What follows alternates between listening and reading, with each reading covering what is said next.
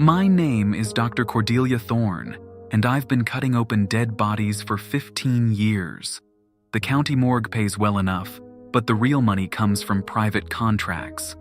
That's how I met Father Grimaldi. He knocked on my office door on a Tuesday morning, still wearing his black collar and carrying a leather briefcase that looked older than both of us combined. His accent placed him somewhere in Eastern Europe, maybe Hungary or Slovenia. Dr. Thorne, I represent certain interests within the Catholic Church. We have bodies that require your expertise. I leaned back in my chair. What kind of bodies? The kind that cannot go through normal channels. The money he offered was 3 times my usual rate. Cash payment. Complete discretion required. I'd handled plenty of off-the-books cases before, mostly for insurance companies trying to avoid payouts or families wanting to keep suicides quiet. This felt different, but money is money. There are rules, Father Grimaldi said, sliding a single sheet of paper across my desk. 5 of them. You must follow each one exactly. I read the list twice. 1. Examinations must be completed between sunset and sunrise 2. No photographs or recordings of any kind 3. All tissue samples must be incinerated immediately after testing 4. You may not discuss findings with anyone except Father Matteo 5. If you see movement during examination, step away and call immediately. Movement? I asked.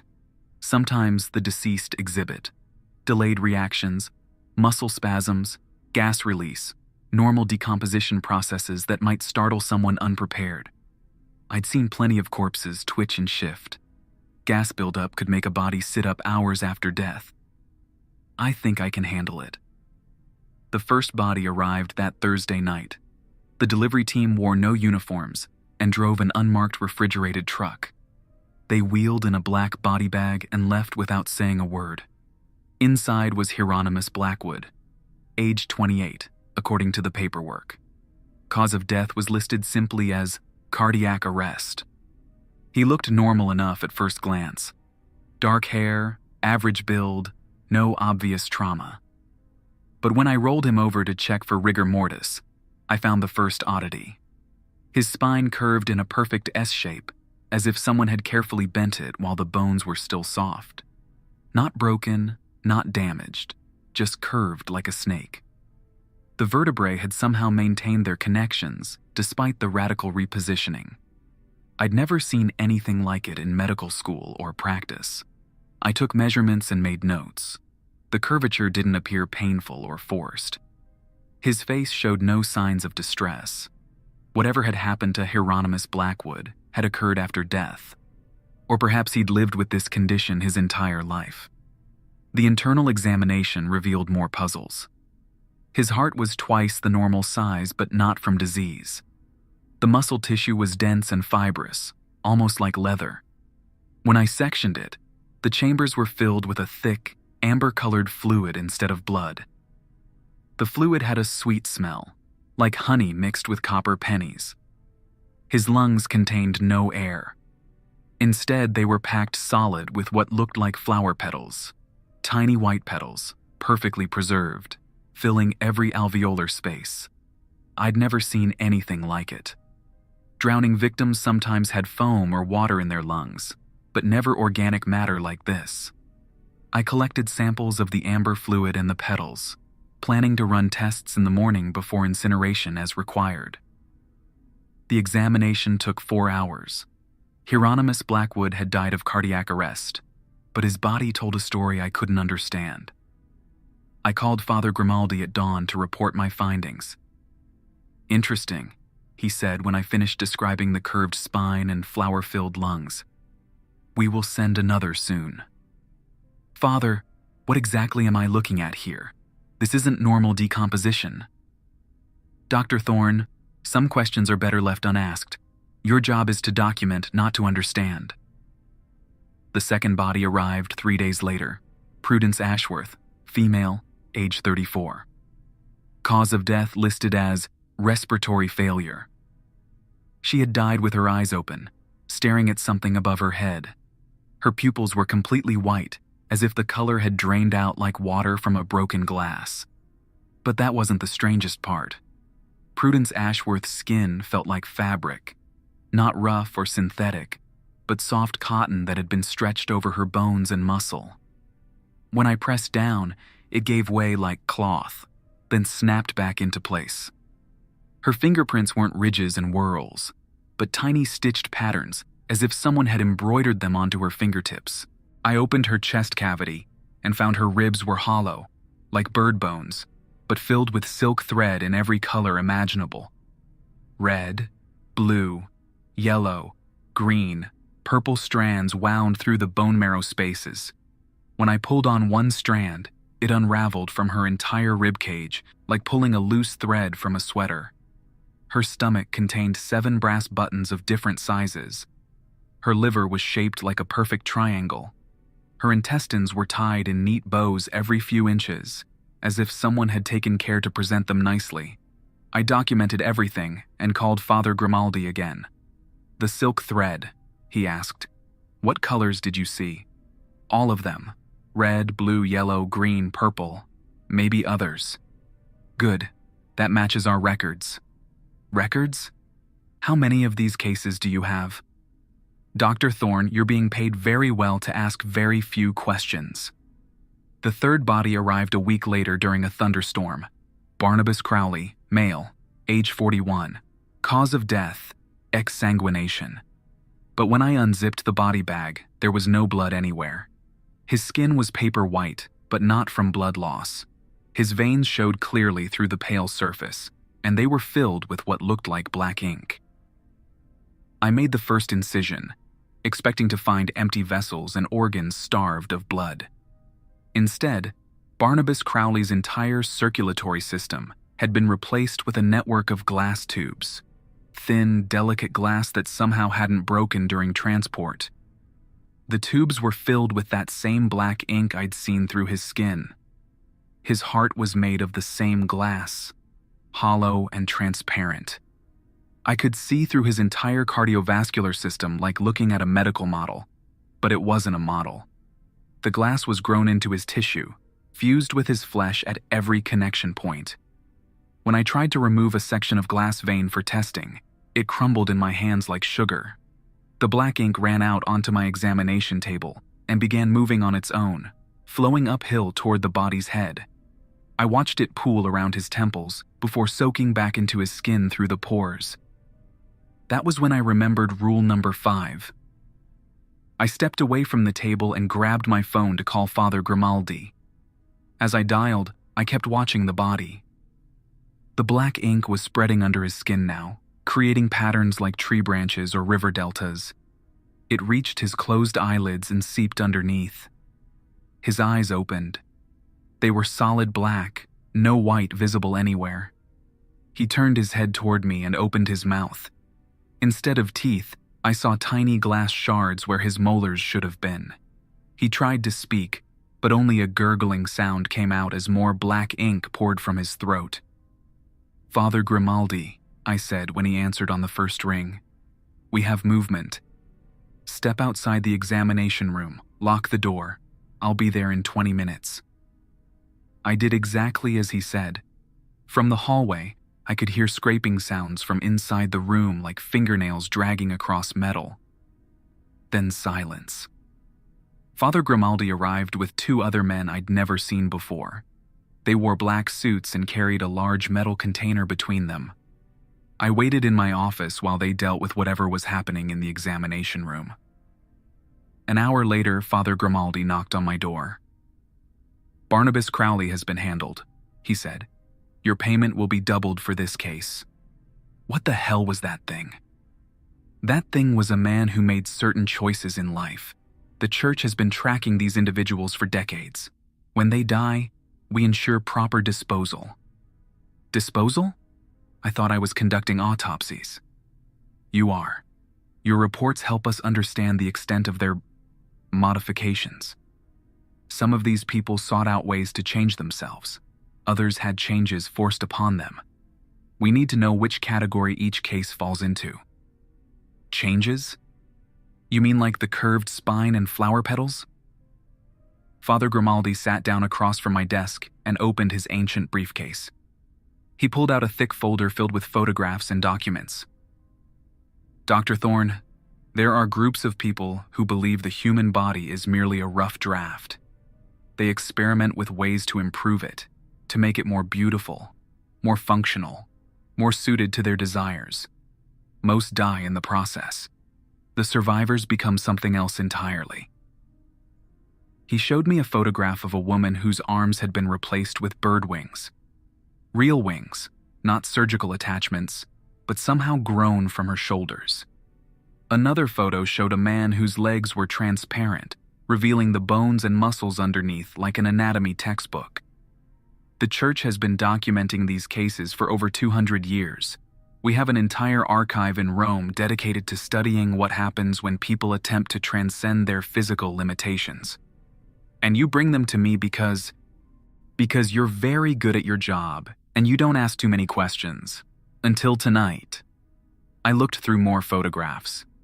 A child whose hair was made of copper wire. An elderly man whose chest cavity housed what looked like a working clock mechanism. A young woman whose teeth had been replaced with perfect pearls. How is this possible? There are old techniques, old knowledge. Most of it was lost centuries ago. But some people have recovered fragments. They use these fragments to change themselves or others.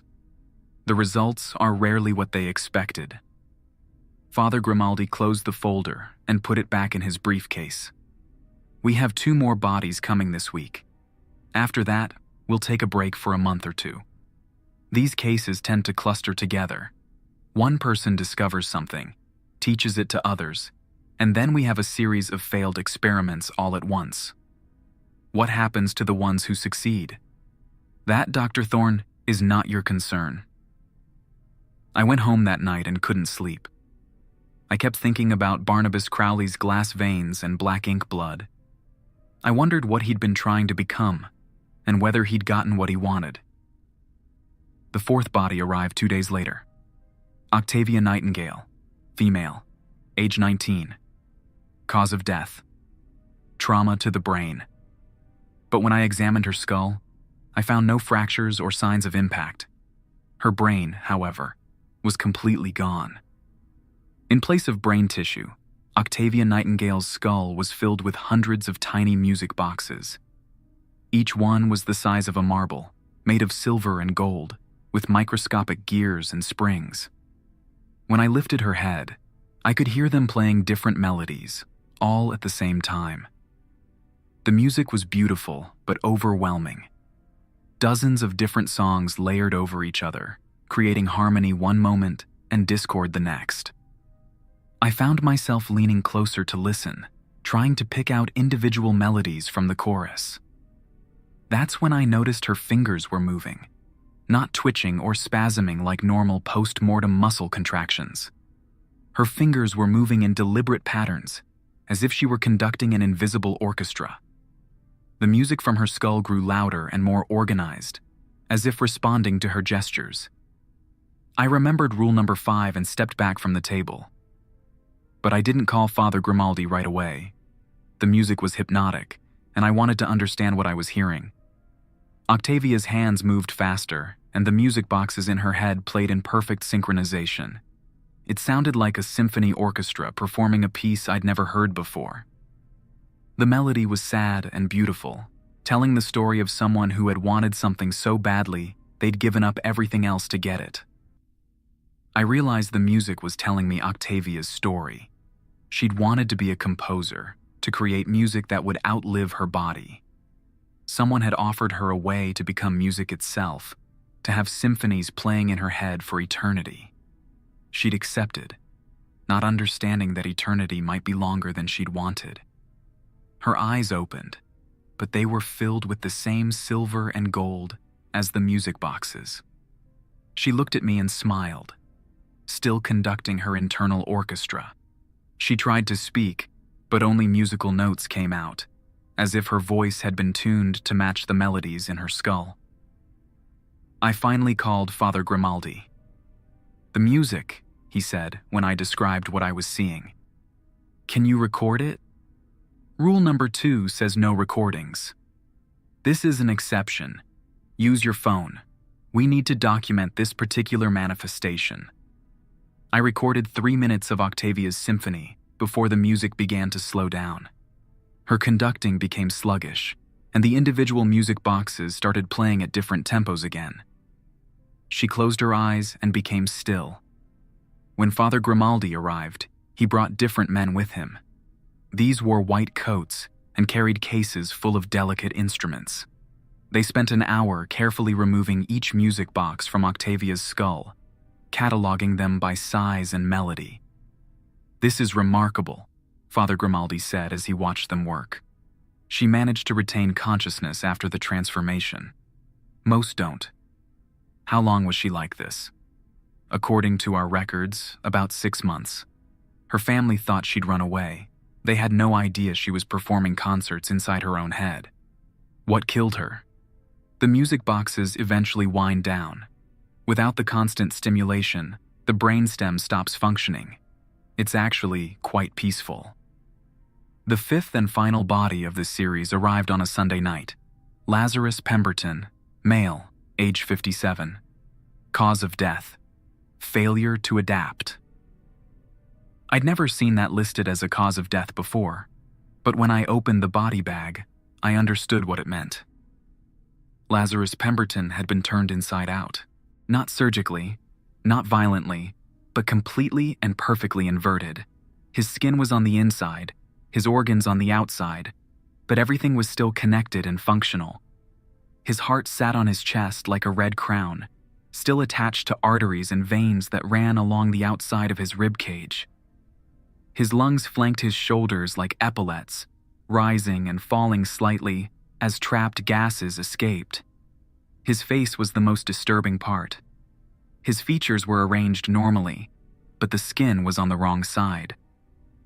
I could see his facial muscles, the layers of tissue, the network of blood vessels, all covered by a thin membrane that had once been the inside of his mouth and nasal cavity.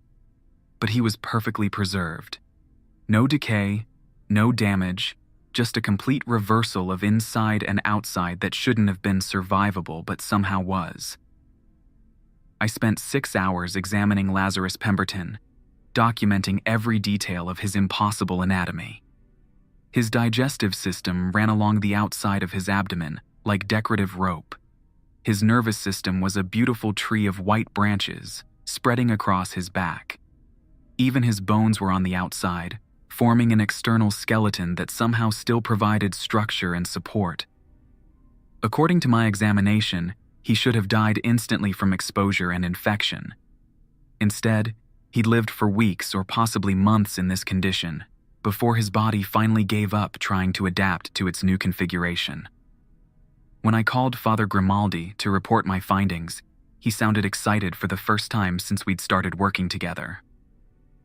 "Successful inversion is extremely rare," he said. "We have records of only 3 other cases in the past century. Can you determine how long he survived after the transformation? Based on tissue adaptation and healing patterns, I'd estimate at least 8 weeks, maybe longer." "Extraordinary. This will be very valuable for our research. Father, I need to ask you something directly. Are you studying these people to help them, or to replicate what they've done?" There was a long pause on the phone.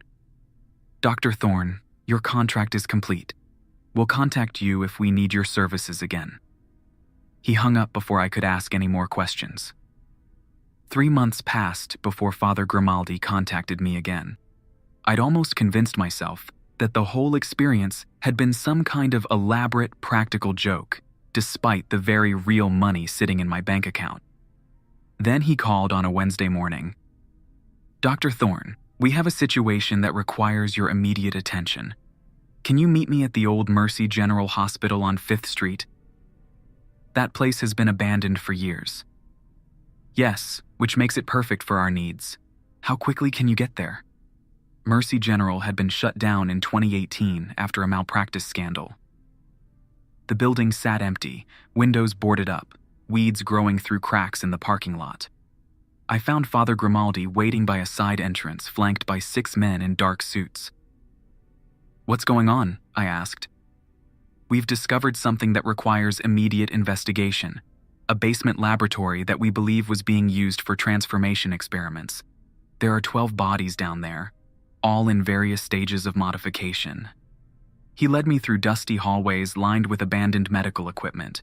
We took a freight elevator down to a basement level I didn't know existed. The elevator opened into a corridor that had been recently renovated. Clean white walls, bright fluorescent lighting, and the smell of disinfectant. Someone has been very busy down here, Father Grimaldi said as we walked toward a set of double doors marked Laboratory C. We believe this operation has been running for at least 2 years. The laboratory was enormous, easily the size of a basketball court. 12 examination tables were arranged in a circle around a central workspace filled with equipment I didn't recognize. Each table held a body covered by a white sheet. Dr. Thorne, I need you to examine each of these individuals and determine the extent of their modifications. Based on your findings, we'll decide how to proceed. Proceed with what? Some of these people may still be alive. I started with the table closest to the door. The body underneath was Cornelius Whitmore, age 25, according to a chart attached to the table. But the chart also contained information I'd never seen in a medical record. Modification, respiratory enhancement, stage 3. When I pulled back the sheet, I found that Cornelius Whitmore had gills. Not surgical implants or artificial modifications, but actual gills that had somehow been grown into his neck and chest. They were fully functional, opening and closing slightly as air moved through them. His lungs were still intact, but they'd been supplemented with these additional respiratory organs. But that wasn't all. His fingers were webbed with thin membranes that looked like fish fins. His skin had a subtle scaled pattern, and his eyes were larger than normal, with pupils that could dilate much wider than human eyes should be able to. I checked his vital signs and found a very weak pulse. He was alive, but barely. This one is still breathing, I called to Father Grimaldi. Noted. Continue with the others. The second table held Tabitha Ravencroft, age 31. Her modification was listed as sensory amplification, stage 4. She had additional eyes grafted onto her temples, forehead, and the back of her hands. Each eye was different. Some were human. Others looked like they belonged to cats, birds, or insects. Her original eyes had been replaced with what looked like camera lenses, complete with mechanical irises that adjusted as the light changed. When I checked her pulse, all of her additional eyes opened and tracked my movement around the table. She was alive too. The third body was the most disturbing so far. Montague Blackthorne, age 44, had undergone digestive optimization, stage 2. His mouth had been expanded and lined with multiple rows of teeth like a shark. His jaw could unhinge like a snake's, and his throat had been modified to accommodate much larger prey. But the real modification was his stomach, which had been enlarged and relocated to his chest cavity. I could see it through his translucent skin, churning and processing what looked like partially digested meat. His digestive acids were so strong, they were slowly eating through his modified stomach lining. He was alive, but dying from his own digestive system. I continued around the circle. Each body represented a different type of enhancement or modification. Enhanced strength through additional muscle fibers. Improved night vision through modified eye structure. Extended lifespan through replaced organs. Telepathic abilities through additional brain tissue. Some modifications had been more successful than others. A few of the subjects were clearly dead, their bodies unable to adapt to the changes. But 7 of the 12 were still alive, trapped in modified forms that were slowly killing them. "Father," I said when I'd finished examining all 12 tables. "Most of these people are still breathing. They need medical attention. They need something, but not medical attention, as you understand it." Father Grimaldi walked to the center of the laboratory and activated a large monitor that descended from the ceiling. The screen showed a map of the United States with dozens of red dots scattered across it. Each of these dots represents a known transformation site. Underground laboratories, private clinics, abandoned hospitals like this one.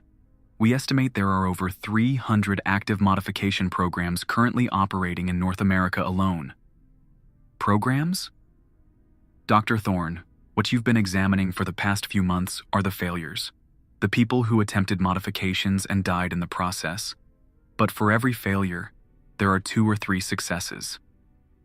The monitor switched to a series of photographs. People who looked normal at first glance, but with subtle differences. Eyes that reflected light differently, skin that had an unusual texture, hands with too many joints in the fingers. These are the successful modifications. People who have enhanced themselves and learned to live with the changes. They form communities, share techniques, and recruit others who want similar enhancements. And the church's role in all of this is what exactly? We document, we study, we preserve the knowledge for future generations. I stared at him. You're not trying to stop this. You're cataloging it. Dr. Thorne, humanity has been trying to transcend its physical limitations since the beginning of recorded history. Cave paintings show people with animal features. Ancient texts describe humans with extraordinary abilities. This isn't new, it's just becoming more sophisticated. He clicked to another series of photos. These showed historical artifacts, sculptures, paintings, manuscripts, all depicting human figures with various modifications and enhancements. The church has been the custodian of this knowledge for over 1,000 years. We've preserved techniques that would otherwise be lost, documented successes and failures, and maintained records that help people make informed decisions about their modifications. So you're facilitating this. We're preserving human knowledge and experience. Some of that knowledge happens to involve reshaping the human form.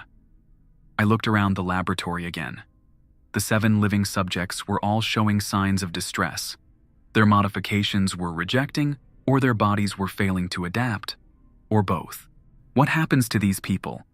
The ones who are dying will be allowed to die peacefully. Their bodies will be preserved for study. The ones who might survive will be transferred to facilities where they can receive appropriate care. Appropriate care? Care from people who understand their modifications. Regular hospitals cannot treat someone with gills, or additional eyes, or modified digestive systems. We have specialists who can. Father Grimaldi led me to a computer terminal at the edge of the laboratory. The screen showed detailed files on each of the 12 subjects, including before and after photographs, modification procedures, recovery notes, and psychological evaluations. Cornelius Whitmore volunteered for respiratory enhancement because he wanted to explore underwater caves. The procedure was successful, but he developed an infection in his gills 3 weeks ago. He'll probably die within the next few days. And Tabitha Ravencroft? She was losing her sight due to a genetic condition. Multiple eye grafts were meant to provide backup vision systems. The procedure worked, but her brain is having trouble processing input from so many different visual sources. She's been in a catatonic state for 2 months. I scrolled through the files. Each person had a story, a reason for seeking modification. Some wanted to enhance their natural abilities. Others were trying to compensate for disabilities or genetic conditions. A few were simply curious about what it would feel like to be something other than completely human. Dr. Thorne, I have a proposition for you. I looked up from the computer screen. These cases require someone with your expertise to monitor their condition and document the progression of their modifications. The pay would be substantial, and you'd be contributing to a body of knowledge that could help thousands of people make better decisions about enhancement procedures. You want me to become your full-time consultant. I want you to become the chief medical examiner for the North American Modification Documentation Project. You'd travel to sites like this, examine subjects in various stages of enhancement, and compile reports that help us understand which procedures are most likely to succeed. The offer was tempting. The money would be incredible, and the medical knowledge I'd gain would be unlike anything available in traditional practice. But I kept thinking about the 7 people lying on tables around us, slowly dying from modifications they'd chosen for themselves. What about informed consent? Do these people really understand what they're signing up for? Every person we work with receives detailed information about risks, success rates, and long-term consequences. We maintain the most comprehensive database of modification outcomes in the world. People can make genuinely informed decisions based on real data. He showed me another section of the database. Thousands of case studies, organized by modification type, success rate, and long-term outcomes. The level of detail was incredible, not just medical information, but psychological profiles, social adjustment data, and follow-up interviews years after successful procedures. Some modifications have success rates above 90%. Others are much more experimental, with survival rates below 50%. We make sure people understand exactly what they're choosing. And the failures end up on my examination table. The failures help us improve the procedures for future subjects. Your examinations have already contributed to modifications in several enhancement protocols. I thought about Hieronymus Blackwood and his curved spine filled with flower petals, Prudence Ashworth with her fabric skin and silk-threaded bones, Octavia Nightingale conducting symphonies inside her skull until the music boxes wound down and killed her. What about the psychological impact? These modifications change more than just physical appearance. That's part of what we study. Enhanced individuals often report changes in perception, cognition, and emotional response. Some of these changes are positive, others are challenging. Father Grimaldi pulled up video interviews with successful modification subjects. I watched a woman with enhanced hearing describe being able to detect conversations through thick walls, but also being overwhelmed by the constant noise of modern life. A man with improved night vision talked about seeing beauty in darkness that normal humans couldn't perceive, but also losing the ability to sleep because his eyes could no longer block out ambient light. Every enhancement comes with trade-offs, Father Grimaldi explained. Our job is to document those trade-offs so future subjects can make informed choices. I spent another hour reviewing case files. The scope of modifications was staggering. Enhanced strength, improved reflexes, additional sensory organs, modified digestive systems, enhanced immune function, extended lifespan, telepathic abilities, and modifications I couldn't begin to understand. Some subjects had undergone multiple procedures over several years, gradually transforming themselves into something that was still recognizably human, but fundamentally different. Others had attempted radical single modifications that either succeeded completely or killed them. Dr. Thorne, what is your decision? I looked around the laboratory one more time. 12 people who had wanted to become something more than human. 7 of them were still alive, but probably not for much longer. Their modifications were killing them, but they'd made the choice to risk everything for the possibility of transcendence. I'll do it, I said. But I want access to the successful subjects too. I want to interview people who have been living with modifications for years. I want to understand not just the failures, but the successes. That can be arranged.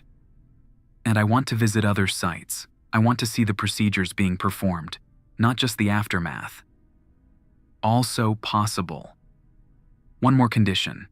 If I find evidence that people are being modified against their will or without proper informed consent, I walk away and take everything I know to the authorities. Father Grimaldi smiled. Dr. Thorne, you're going to find that the reality of human enhancement is much more complex and fascinating than you imagine. People are lining up to undergo these procedures. The waiting lists for some modifications are months long.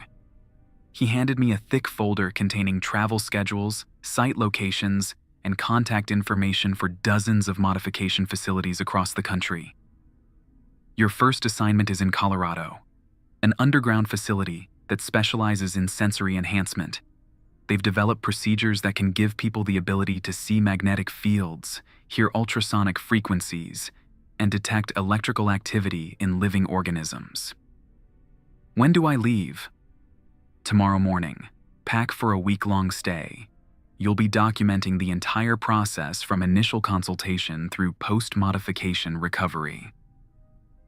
I left Mercy General that evening with more questions than answers.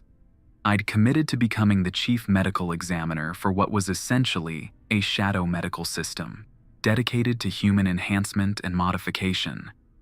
Part of me was excited about the medical knowledge I'd gain and the contribution I'd make to human understanding. Part of me was terrified about what I might discover about the lengths people were willing to go to transcend their biological limitations. But mostly, I was curious. I wanted to know what it felt like to see magnetic fields, to hear conversations through walls, to have gills that let you breathe underwater, or to conduct symphonies inside your own skull. I wanted to understand what drove people to risk everything for the chance to become something more than human, and I had a feeling I was about to find out. The next morning, I caught a flight to Colorado, carrying equipment that would let me document modifications I couldn't yet imagine. Father Grimaldi had given me a new phone with direct contacts for modification specialists, emergency medical teams, and something called the Transcendence Council that apparently coordinated enhancement procedures across multiple facilities. I was no longer just a forensic pathologist examining the dead. I was about to become the chronicler of humanity's next evolutionary step. The question was whether that step would lead to transcendence or extinction. I guessed I was about to find out.